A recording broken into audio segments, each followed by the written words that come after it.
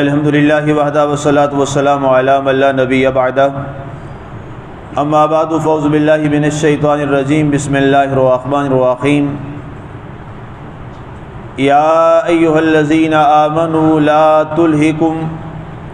تلہکم اموالکم ولا اولادکم عن ذکر اللہ ومن یفعل ذلک فاولئک هم الخاسرون۔ اے ایمان والو، تمہیں تمہارے مال اور اولادیں اللہ کے ذکر سے غافل نہ بنا دیں، اور جس نے ایسا کیا سو وہی خسارے والے ہوں گے۔ آج ہماری سورہ المنافقون کی آیہ مبارکہ نمبر 9 کی تلاوت و ترجمہ کا شرف نصیب ہوا۔ سامعین، آج کی آیہ مبارکہ میں رب ذوالجلال نے ایمان والوں کو مخاطب کیا اور ارشاد فرمایا، یا ایھا الذین آمنو، اے وہ لوگوں جو ایمان لائے ہو، جنہوں نے اللہ تعالیٰ کی ذات کو وحدہ لا شریک اور جناب سیدنا محمد رسول اللہ صلی اللہ علیہ وآلہ وسلم کی ذات بابرکات کو آخری نبی اور رسول تسلیم کیا ہے۔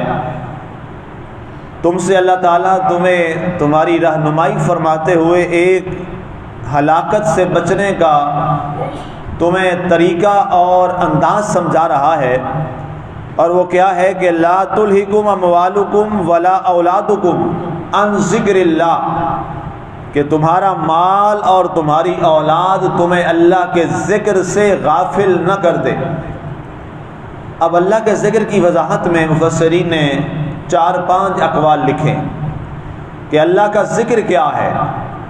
سب سے پہلے تو عمومی اس کا معنی ہے، اللہ کے ذکر سے مراد مفسرین نے لکھا کہ جتنے فرائض ہیں تمام فرائض اللہ کا ذکر ہے۔ مثلا نماز ہے، اللہ کا ذکر ہے، یہ روزہ ہے، یہ اللہ کا ذکر ہے، حج ہے، یہ اللہ کا ذکر ہے، زکوٰۃ ہے، یہ اللہ کا ذکر ہے۔ تو فرمایا یہ تمام چیزیں اللہ کا ذکر ہے۔ دوسرا فرمایا گیا کہ دنیا کے اندر رہتے ہوئے تم جو بھی اللہ اور اللہ کے رسول کی رضا کے لیے، خوشی کے لیے تم جو بھی عمل کرتے ہو وہ اللہ کا ذکر ہے۔ اب یہ جملہ جو یہ قول ہے، یہ اتنا وسیع قول ہے کہ اس میں ہماری ساری نیکیاں اور عبادات جو ہیں، وہ چاہے مالی ہیں، چاہے بدنی ہیں، چاہے لسانی ہیں، چاہے جنانی ہیں، وہ ساری کی ساری عبادات اس میں شامل ہو جاتی ہیں۔ اگر کوئی شخص زبان سے اللہ کا نام لے رہا ہے تو وہ اللہ کا ذکر کر رہا ہے۔ کوئی شخص مال اللہ کی راہ میں خرچ کر رہا ہے تو یہ اللہ کا ذکر کر رہا ہے۔ کوئی شخص اگر راہ خدا میں کوئی بھلائی کا کام کر رہا ہے، یہ اللہ کا ذکر ہے۔ کوئی شخص تبلیغ کر رہا ہے، یہ اللہ کا ذکر ہے۔ کوئی شخص تبلیغ سن رہا ہے، یہ اللہ کا ذکر ہے۔ گویا کہ دنیا کے اندر رہتے ہوئے ہر وہ عمل جس میں مقصد و منشا اللہ کی ذات اور اللہ کے رسول کی رضا ہے، تو یہ ایک عمومی معنی بن جاتا ہے جو بہت زیادہ وسیع ہے، وہ ہر چیز اللہ کا ذکر کہلاتی ہے۔ تو اب یہ ایک بڑا یونیورسل سا ایک یہ جملہ ہے اور لفظ ہے کہ لا تلہکم اموالکم ولا اولادکم عن ذکر اللہ، کہ اللہ کے ذکر سے تمہیں تمہارا مال غافل نہ کر دے۔ اب مال انسان کو اللہ کے ذکر سے کیسے غافل کرتا ہے؟ یہ مال کی محبت بہت خطرناک محبت ہے۔ صوفیاء نے اس پر بہت زیادہ کلام کیا ہے۔ صوفیاء فرماتے ہیں کہ جب تک دولت صرف جیب کی حد تک رہے اور ضروریات انسانی کے لیے وہ استعمال ہو تو تب تک تو وہ دولت جائز ہے، لیکن جب اس دولت کی محبت جیب سے نکل کر اور ضروریات سے نکل کر دل کے اندر داخل ہو جائے تو فرمایا وہ دولت انسان کے لیے بہت بڑا فتنہ ہے، اور اللہ سے دعا کرنی چاہیے کہ اے اللہ اس دولت سے مجھے فقیری کی زندگی عطا کر دے، وہ انسان کے لیے 1000 درجہ بہتر ہے۔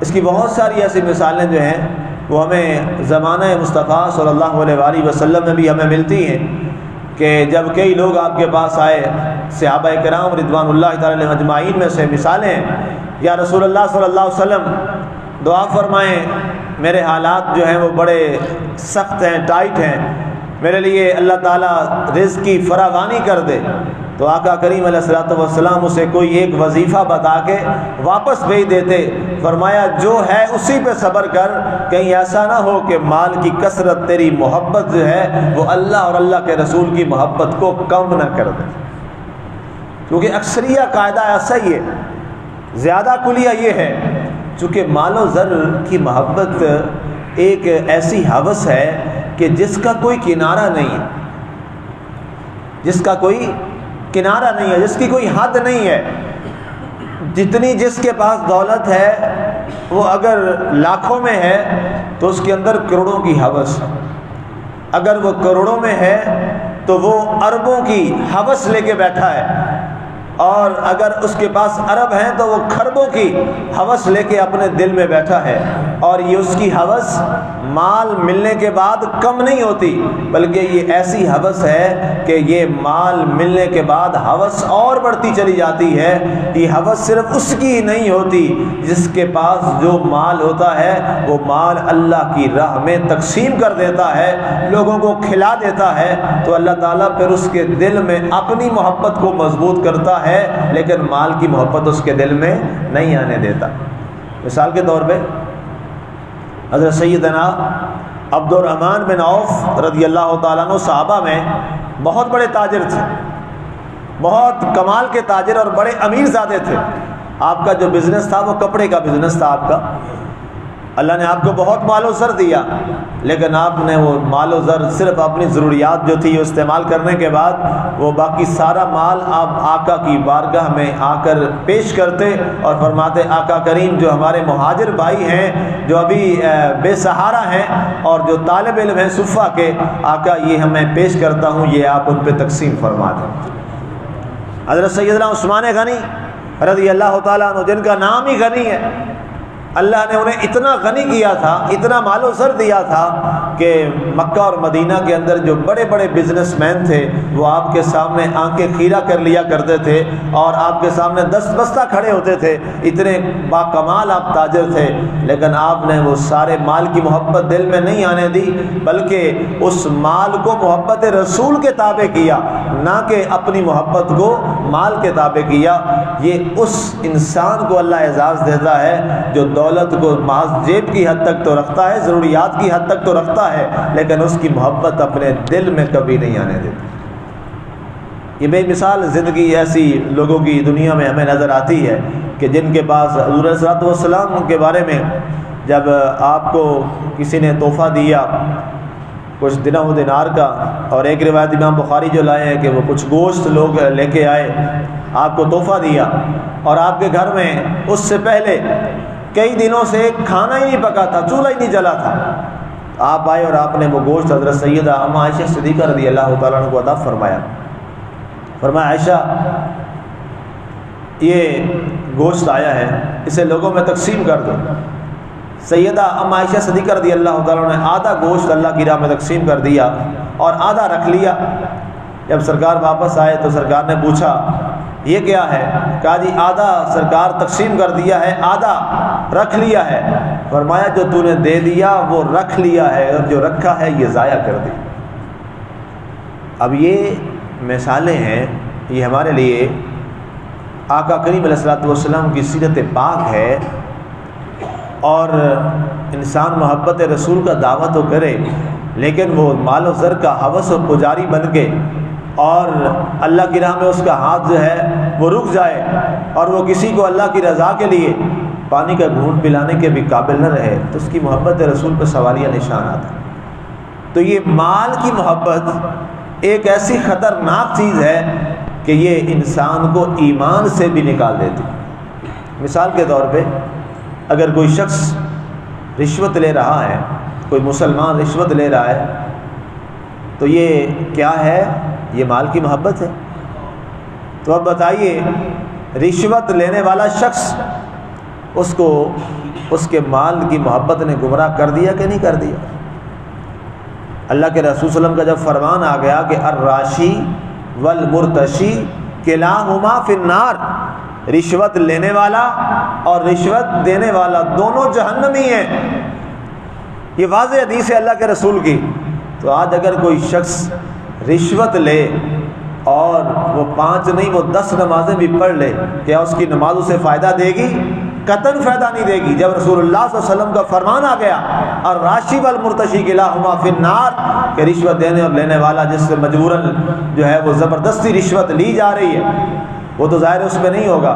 جو ذوق اور شوق سے دیتا ہے، کسی کا حق چھیننے کے لیے، اپنا حق منوانے کے لیے جو دیتا ہے رشوت، تو فرمایا یہ دونوں لوگ جہنمی ہیں. یا میں تھوڑی سی وضاحت کر دوں،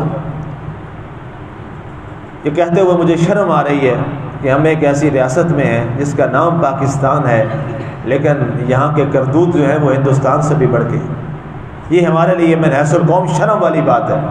یہاں کوئی شخص جس کو اپنا حق چاہیے، وہ بھی رشوت کے بغیر اسے اپنا حق نہیں ملتا، وہ بیچارہ دھکے کھا کھا مر جاتا ہے، دفتر کے چکر کھا کھا کے مر جاتا ہے. اب جو مجبوری کے لیے اپنا حق لینے کے لیے وہ جو رشوت دے رہا ہے، تو یہ رشوت دینے والوں میں نہیں آئے گا. اس کا بھی گناہ اور رشوت لینے والے کا جو لے رہا ہے، یہ دونوں گناہ اس پر جائیں گے جو یہ مجبور کر کے سے رشوت لے رہا ہے، اور یہ شخص بیچارہ اپنے حق کے لیے بھی رشوت دے رہا ہے. تو ان دونوں کا جو گناہ ہے وہ اس اکیلے اس بددیانت اور اس بدبخت شخص پہ ہوگا جو مجبور کر کے اس سے رشوت لے رہا ہے اس کے جائز کام کے لیے. آج پاکستان میں کیا حال ہے، کیا تباہی ہے. یہاں کوئی ایک ایسا ادارہ دکھا دیں جہاں پر رشوت کے بغیر آپ اپنا جائز کام بھی کروا سکیں، بلکہ اب ناجائز کام جلدی لوگوں کے ہوتے ہیں، کیونکہ اس کو پتہ ہے ناجائز کام ہے، وہ پیسے لگاتا ہے. لیکن جو بیچارہ مستحق ہے، حقدار ہے، اس کو کبھی اس کا حق نہیں ملتا جب تک کہ وہ یہ ان کے منہ کو حرام جو لگا ہوا ہے وہ نہ ڈالے. اور اس کے بعد ہوتا کیا ہے، رشوت لینے کے بعد ظہر کی اذان آتی تو وہ شخص جناب ٹوپی سر پہ رکھ کے نماز پڑھنے جا رہا ہے. کس کی نماز پڑھنے جا رہا ہے؟ ایسی 1000 نمازیں اس کے منہ پہ دے ماری جائیں گی. حج پہ جا رہا ہے اور نام کے ساتھ لکھا ہوتا ہے الحاج. شرم آنی چاہیے. لوگوں کے خون پسینے کو چوس کر، لوگوں سے ناجائز پیسے لے کر، حرام کھا کے، اللہ کے رسول صلی اللہ علیہ وسلم نے، یہ میں آپ کو عرض کروں، انسان کی جملہ عبادات میں نے بولی، ساری عبادات میں جو سب سے اہم ترین چیز ہے، جو عبادات سے سب سے پہلے، وہ رزق حلال ہے. آج جس کو مسلمان عبادت ہی نہیں سمجھ رہا، مسلمان سمجھ بیٹھا ہے شاید نماز عبادت ہے، مسلمان سمجھ بیٹھا ہے صرف شاید حج عبادت ہے، صرف شاید یہ روزہ عبادت ہے. ان ساری عبادات جس کی وجہ سے قبول یا رد ہونی ہے، وہ سب سے بڑی عبادت ہوئی کہ نہ ہوئی؟ وہ کیا ہے؟ وہ رزق حلال ہے. جس کے پیٹ میں لقمہ حرام ہے، وہ چاہے روزانہ 10 طواف بھی کر لے، 100 طواف کعبہ بھی کر لے، ایک بھی طواف کعبہ اس کا قبول نہیں ہے جب تک اس نے ایک بھی لقمہ حرام کھایا ہے یا استعمال کیا ہے یا بدن پہ حرام کا لباس پہنا ہوا ہے. آپ کے اور میرے پیارے نبی حضرت سیدنا محمد رسول اللہ صلی اللہ علیہ وآلہ وسلم نے کیا ارشاد فرمایا تھا؟ فرمایا جس نے ایک لقمہ حرام کھایا، فرمایا 40 روز تک اس کی کوئی عبادت قابل قبول نہیں ہے. گویا اگر کوئی حرام کھاتا ہے یا اس نے حرام کھایا ہے، اس کا تو پورا رمضان ہی بیکار گیا. تو 30 روز ہے، اس کا تو پورا رمضان بیکار گیا. نہ روزہ رہا، نہ تراویح رہی، نہ نمازیں نہیں، نہ ذکر و فکر رہا. تو پتہ کیا چلا؟ اصل جو بڑی عبادت ہے اس کی طرف توجہ ہی نہیں ہے. وہ کیا ہے؟ حلال اور پاک کھانا. اس لیے اللہ کے رسول نے فرمایا تھا القاسب حبیب اللہ، حلال کمانے والا جو شخص ہے وہ اللہ کا دوست ہے. اس پر سامعین بڑی لمبی چوڑی حدیث مبارکہ ہیں، بہت سارے احکامات ہیں. قلت وقت کے پیش نظر میں دوسرے جملے کی طرف بڑھ رہا ہوں. دوسرا ہے کہ تمہاری اولاد تمہیں اللہ کے ذکر سے غافل نہ کر دے. یہ 2 چیزیں ہی ہیں جو انسان کے لیے بڑی آزمائش ہے.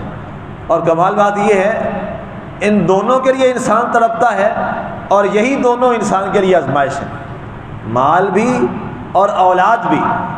کئی لوگ اولاد کی محبت میں اللہ اور اللہ کے رسول کے احکامات کو پس پشت ڈال دیتے ہیں۔